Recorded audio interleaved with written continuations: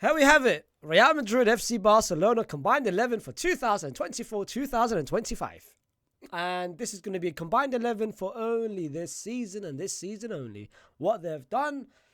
And I'm going to be picking 11 players from both teams. Who's been better? And I need to take my bias away. I need to take my love away. My Madrid bias, if people think I have one, or my Barcelona goggles, if people think I'm too harsh, or whatever it is, I'm going to do this very, very objectively with a very rational point of view. Before we start, as always, don't forget to like the video, subscribe to the channel, and if comment your own 11. Comment your own 11 on what you think the best 11 for Real Madrid Barcelona. And please, like I said to you guys, I hate trolls. I know when you troll and I know when you don't. When you troll, I don't respond. I don't respond to troll comments. I only respond to actually reasonable, rational comments. Anyway, in goal, it's between two. That's two options, really and truly. That's our only two options. In goal, it's between Thibaut Courtois and Iñaki Peña. Thibaut Courtois is, of course, now out for, I think he'll be back Jan. And Iñaki Peña only started when Ter Stegen went down. They've both started similar amount of games. I think Iñaki Peña started only one game over Thibaut Courtois.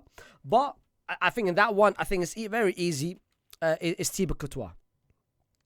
Like I said, they've started similar-ish games, and Thibaut Courtois has been one of our best players. That's the reason why we lost against Barcelona and Milan and X, Y, and Z. It's because we don't have Thibaut Courtois. I think if Thibaut was there, I think he would have saved a couple more goals. And he was our standout performer against an earlier of the La Liga games. So Thibaut Courtois is an easy pick. Iñaki Peña has done well recently, in my opinion, surprisingly, because they brought Szczesny in to be the replacement of the Stegen, but Iñaki Peña got his chance and he's running with it. He's done very well. The game against Real Madrid did very, very well. Like the amount of saves for Mbappe, for Vini, fair play to him. But I think an easy decision. Right back is between two people. It's between Lucas Vazquez.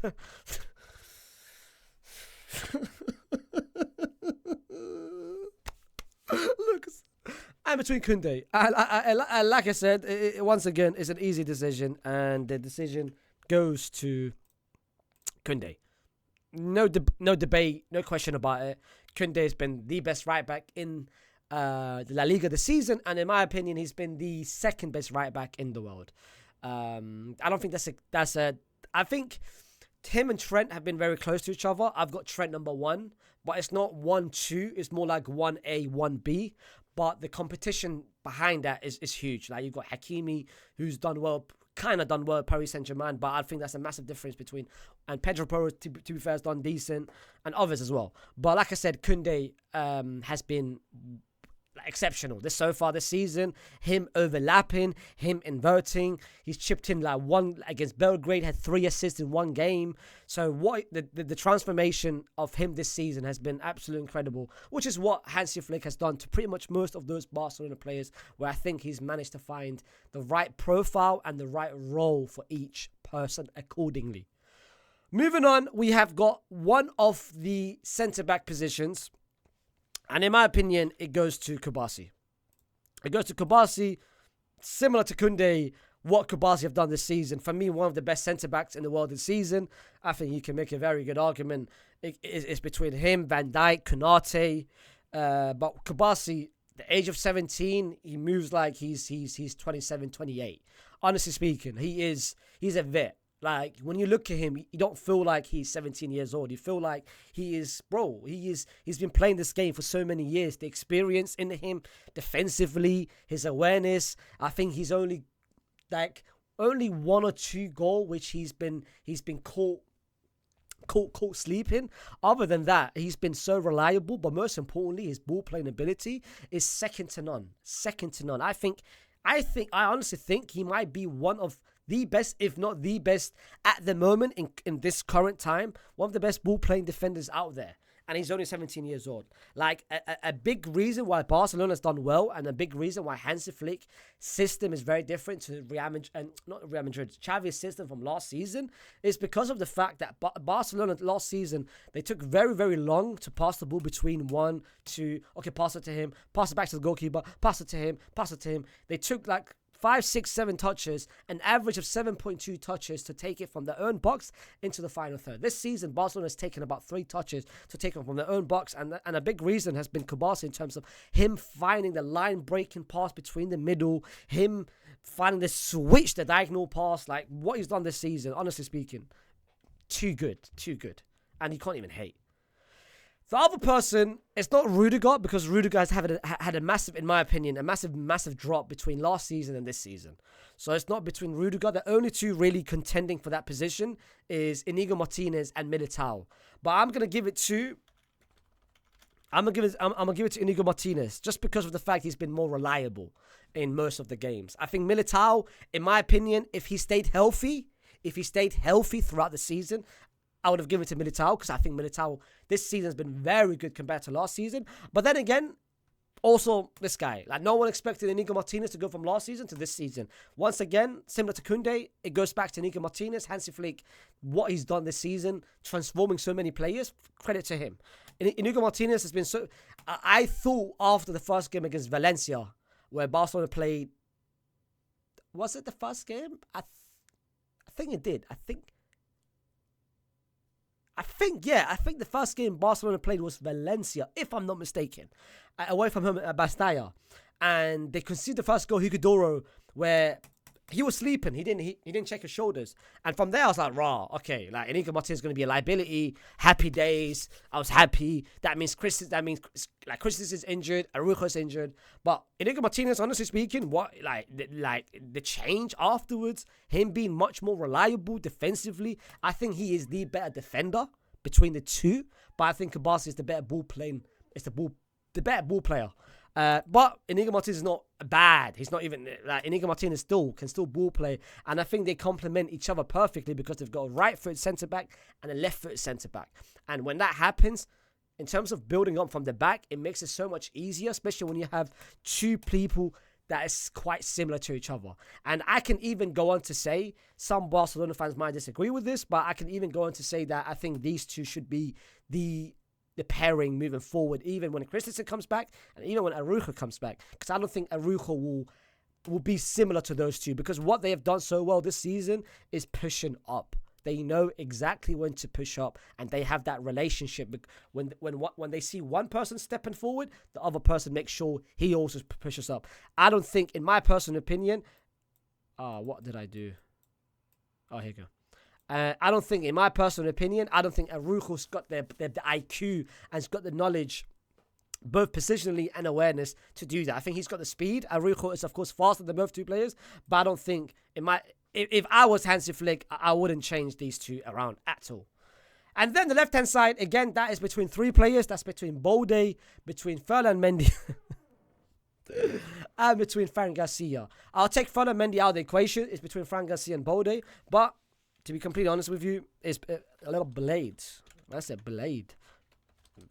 Blade? Bolde. Bolde, it completes the full Barcelona backline. Because I think Barcelona's backline this season has been... The high line has been working to perfection every single game. And it goes to every single one of them knowing exactly when to step up, knowing exactly where his teammate is. And I think they've got a very great relationship, all four of them. Like whenever Kubasi gets rested and Dominguez comes in, or whenever Bolde gets rested and Jared Martin comes in, you see the massive drop of the level. Like the game against Belgrade, it was his fault. The game against Osasuna, it was Dominguez's fault. You see a massive difference when one of them goes down. But whenever they all play with each other, you see reliability and you see how smart they are communicating with each other whenever to step up, whenever to stay behind. And specifically Bolde, I think Bolde has been a massive part of Barcelona's success this season, which I don't think no one gives him credit for, just because of the fact his ability to go forward and link up with everyone else. That's the reason why that's been, in terms of Barcelona's attacks this season, of course, it goes on the right-hand side, which will come to it, but most of it needs to go, like, give credit to my man, because Balde, there's about 4.5 dangerous attacks that Barcelona attack on the left-hand side, and most of it comes down to him, because Rafinha isn't a touchline winger anymore. He's more inverting and running in from behind, which means Balde, he's got the license to pretty much control all that left-hand side by himself, which he does most of the time.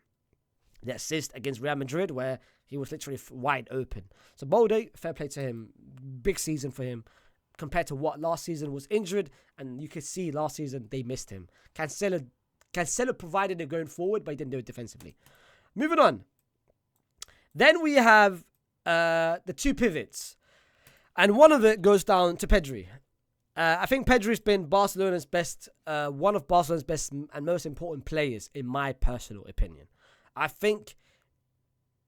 personally think, and of course, everyone in Barcelona has been very important this season from so many players, which I'll get to towards the end of the video. But I think his importance isn't really highlighted, because I think people think because the fact that he hasn't got a lot of GAs, it means he hasn't done anything. And I see some Madrid fans, they troll, what does Pedri do? He doesn't do anything. But I mean, bro, that's a troll.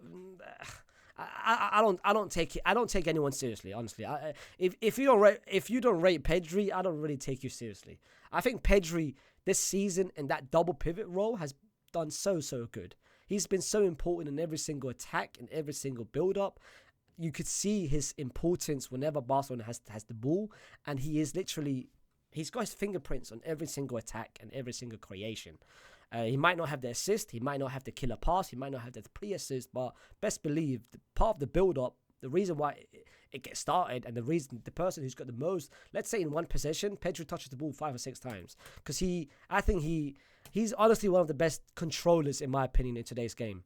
And him now in that pivot where defensively he's done so much better as well, he's embraced himself defensively, it's taken his game to another level. Like, people always thought that he's behind the striker, which he isn't. Like, Spain, La Fuente used him as a number 10, which he was never a number 10. But if you use him right here, it makes perfect sense. And that's why I feel like if you put anyone else in here, I don't think it will have the same impact, in my personal opinion. But Pedri, for me, has been Barcelona's best midfielder. Not by far, but for me, he's been Barcelona's best midfielder. The other position is really truly between 3 players, you can say. It's between 3 players, you can say. It's between Casado, it's between Fede Valverde, and it's between Camavinga. Tchouaméni, I don't think is part of the equation. I think Tchouaméni, he hasn't been... I've been disappointed in Tchouaméni this season. Let's just keep it at that. This is not a Tchouaméni video. It's a combined 11 video. Let's just keep it very short. I haven't been very happy and satisfied with Tchouaméni this season. Not that I think we should sell him or we should get rid of him or he's bad. No. I just think he's been sometimes... He hasn't done what he should be doing, but at the same time, I don't really blame him because we've got Carlo Ancelotti as our manager. Anyway, then it leaves us with 3. It leaves us with Camavinga, Fede Valverde, and Casado. And let's put Camavinga to the side because I think Camavinga hasn't had enough games for him to do it. He's been injured and he hasn't been starting a couple games when he should be starting. I think if Camavinga started every single game, he would be right here. But he hasn't started every single game. Carlo Ancelotti, for some reason, decided to bench him for Luka Modric, which made no sense. Anyway, then it leaves with 2 players. I understand what a lot of people are going to be saying. It's Casado. Casado's done very well, and let me just make it very clear. I like Casado, and I like what he's done so far this season. For me, he's been one of the best 6s. Pedri's not a 6. Pedri's an 8. Pedri's an 8 that can play in the pivot. Casado is a 6, and Casado has been one of the best 6s, in my opinion, second behind Gravenberch. Gravenberch this season has been insane. Casado, again, this season has been insane. And no one expected Casado to have the season which he's having, which has been a blessing in disguise for Barcelona because they never signed a defensive midfielder. And look what Casado's done to you guys. But I'm not going to give it to Casado. I'm going to give it to Fede. And I'm going to explain to you why I'm going to give it to Fede. Just because of the fact Fede this season, honestly speaking, has been so underappreciated in my team and in our lack of system and lack of identity. Casado's been good. I'm not denying Casado's greatness. I'm not denying what Casado's done this season. But I do think Fede Valverde, honestly speaking, has been one of the best midfielders in the world. But stats doesn't show it, and stats is so misleading. And if you're a stat merchant, then it is what it is. I don't really care. But Fede Valverde, honestly speaking, his role this season has been all over the place because he is doing not just one person's midfield, he's doing a two-person midfield and a three-person midfield because of the fact we don't have a clear system and a clear identity. And there is a lack of cohesion between our defense to the midfield and our midfield to the attack. There's a reason why I have 1, 2, 3, 4 Barcelona players, and the reason why I have that is because we don't have a understanding the same way Barcelona has. I think Casado and Pedri, and their back line, they understand each other when to push up, when to come down, who stays behind, who stays up. Fede is doing that role for every single one of those players. Look, go check his heat map in every single game. It's all over the place, specifically defensively, because he's covering for everyone's. Most of the game he covers for Lucas Vazquez when he steps forward. Most of the time, these two in Rudiger and Militao, who has, by the way, one of the most awful relationships, he has to cover going in between this. Sometimes he has to be our only defensive outlet because Tchouameni's not doing that job. Sometimes he has to be the person going forward. Fede, for me, has been our most important player by far, in my personal opinion. So I'm gonna give it to Fede. If you have Casado, I'm not upset with it. But for me, this is not even biased. If you watch Real Madrid, which I know a lot of Barcelona players do, you need to understand what Fede Valverde has done. His impact, honestly speaking, is not valued enough, which pisses me off because people look at stats, and stats isn't only the only reason why you guys should be putting players in and out, bro. It's the eye test. That's the reason why I'm putting Pedri in there, because Pedri doesn't have the stats. I can easily put someone else in there, but Pedri has been very important. I understand his importance. Fede Valverde has been so important, so crucial, and I understand that, bro. I'm an eye test person more than anything else. Moving on. Then on the right hand side, I don't think this is even a debate, bro. Lamine Yamal, by far, not even a debate, not even a question. Just too good. Nothing to speak about. The fact that he's 17 years old and he's moving like he's been doing this for ages is honestly unheard of.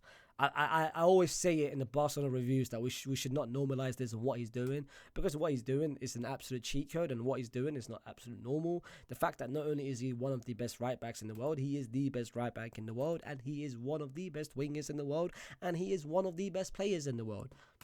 Just incredible talent, incredible player. I actually love him, and I'm a Madrid fan, and I'm not ashamed to say it. I don't care if some of you guys think I'm a fake fan or whatever. That's up to you guys to decide. I don't give a shit what you think, honestly speaking. Honestly speaking, for me, he's one of my favorite players because I enjoy football.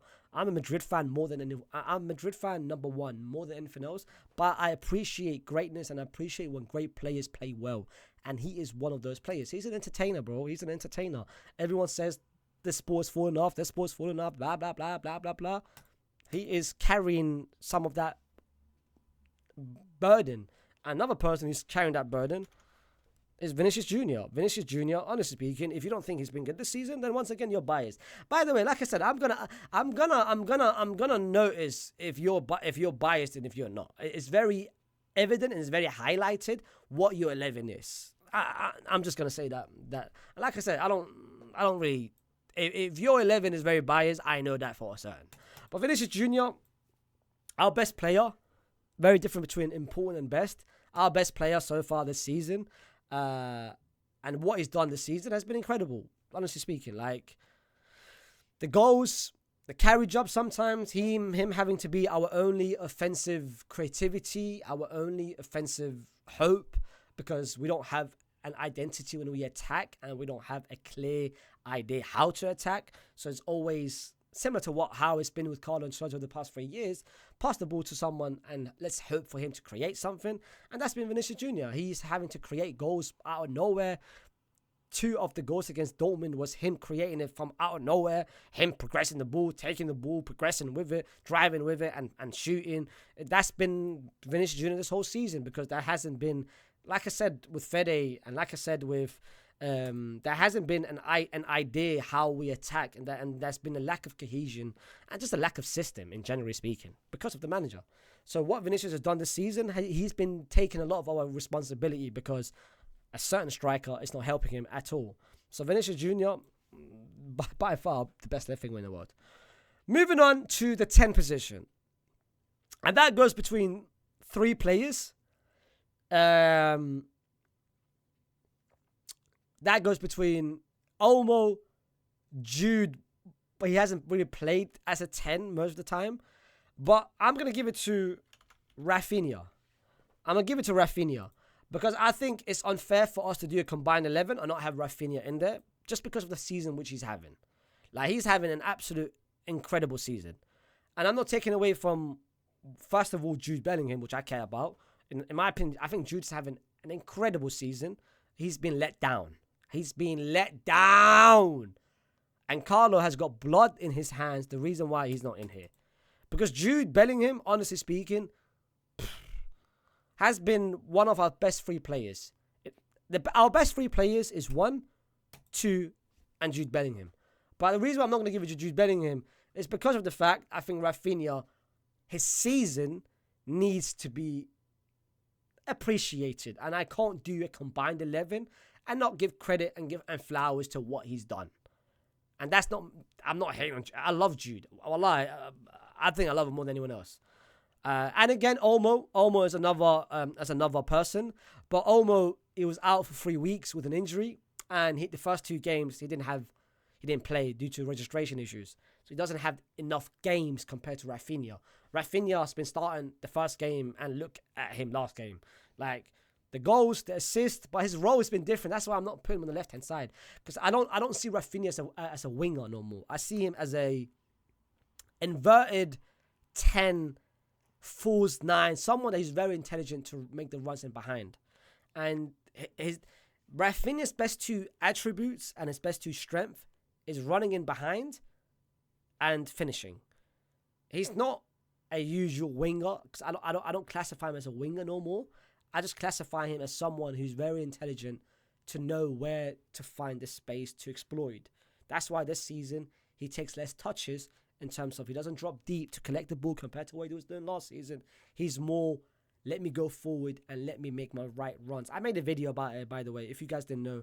I made a video about it explaining what I've noticed with Rafinha and why Rafinha is very different and how Hansi Flick has transformed him to what he was before to how he is now. And I made a video. Go and check that if you want. But yeah, Rafinha goes here. And last but not least, it is... Damn. I can't lie. Even my system didn't want me to say Wallah. I think this is fate. Guys, I honestly think this is fate. I wanted to type his name, but I think my computer knew, what the hell are you doing? Are you about to type Kiki de Bundi, Mbappe, Latin? Are you about to type his name? Well, I think my system knew. Don't even try to do it, because if you do it, we will crash the whole computer, fam. We'll crash the whole setup. And for that reason, I'm scared now. I'm going to put what it should be, and that is Lewandowski. And this season, he's been Golski. This season, he has been Lewandowski. The amount of goals, but him understanding what he needs to do and that he shouldn't have been doing what he was doing last season. Because last season, he was dropping deep for no reason. Because Xavi played him, for some reason, he played him as a false 9, bro. He played him as a false 9 last season. I saw him dropping deep. As a deep playing forward, bro. Which he shouldn't be doing at this age. He should be a poacher. He should be, bro, instincts. Knowing where things are. And most of his goals this season is knowing, not even most, like a big chunk of his goals this season has been exactly understanding where things are and where the ball is going. His anticipation has been absolutely incredible. There's been so many times where a shot has hit the post, he had to react quickly. A deflection, he had to react quickly. A cross, he had to react quickly, quicker than defenders and quicker than the goalkeeper. So what he's done this season, again, like, fair play to him and fair play to Hansi Flick. And that's the reason why we have 1, 2, 3, 4, 5, 6, 7, 8. My maths was off for a second. That's the reason why that's been 8 Barcelona players. And that's the reason why there is 8. It's because they've been better than us in all stages of the game, in all phases of the game. They've been the better team. They have been one of the best teams in the world. And I think every single player has stepped up. And that goes down. If I could put a coach in here, which I don't think I can. Or can I? I don't think I can. But if I was going to put a coach in there, I would put what's it called? I would put Hansi Flick on what he's done to him,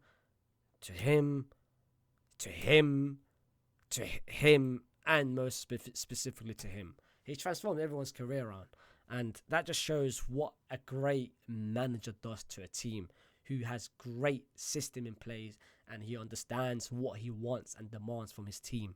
And that's a reason why they are better than us. Like I said, defensively, going forward, they've conceded less than us, and they've scored more goals than us. And it shouldn't be. I know some Madrid fans will be upset with this. Oh, how can you have only three Madrid players? But brother, what else can I do? What else can I do? I mean, you can't tell me with a straight face that Vasquez has been the Koundé. You can't tell me that Rudiger's been better than one of those two defenders. You can say Militao, but Militao hasn't had the consistency and he's been injured. You can't say Mendy has been better than Balde. You can't say. I think Casado, you can make an argument for a very strong argument, but I think Fede Valverde's importance it's so underappreciated in my personal opinion. You can't say Camavinga or Tchouaméni has been better than Pedri. You can't say Jude. I think Jude has got a very strong case, but I can't deny what Rafinha has done. You can't say Rodrigo has been better than Lamine Yamal. You certainly can say Vinny has been the best left winger in the world, but you can't say Mbappe has been better than Lewa. So you just have to be honest. You just have to, as they say, I'm not going to say the saying. You know what I mean saying. You just have to give credit on what they've done and just show praise. And hopefully the next time I do this, I do a combined lineup, which I will do the next international break, which I believe is Jan or Feb or March. But the next international break, hopefully, or by the end of next season, hopefully we will have a better second half of the season where I'm going to have more of Real Madrid players. But that's just a hope. That's just me hoping and praying that it will happen. But guys, put down, like I said, down in the comments what your combined 11 is between Real Madrid and Barcelona. I will, of course, react to what I feel is correct and what I feel like is not biased and what I feel like you guys have actually done it with a reasonable, objectively speaking.